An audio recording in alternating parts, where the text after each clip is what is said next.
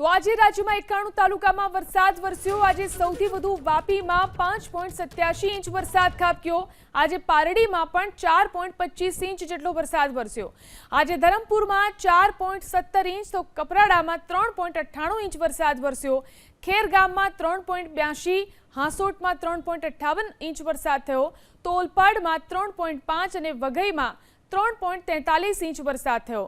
આજે ઉમરગામમાં 3.39 ઇંચ અને વાલિયામાં 3 ઇંચ વરસાદ વરસ્યો। આજે ઉમરપાડામાં 2.83 ઇંચ, માંગરોળમાં 2.52 ઇંચ વરસાદ થયો। ડાંગના આવામાં 2.28 ઇંચ તો વલસાડમાં 2.28 ઇંચ વરસાદ થયો। આજે કામરેજમાં 2.9 ઇંચ અને સુબીરમાં પણ 2.9 ઇંચ વરસાદ વરસ્યો। બોડેલીમાં 2 ઇંચ, અંકલેશ્વરમાં 1.69 ઇંચ જેટલો વરસાદ થયો। ચીખલીમાં 1.57 ઇંચ તો વાંસદામાં 1.57 ઇંચ વરસાદ થયો।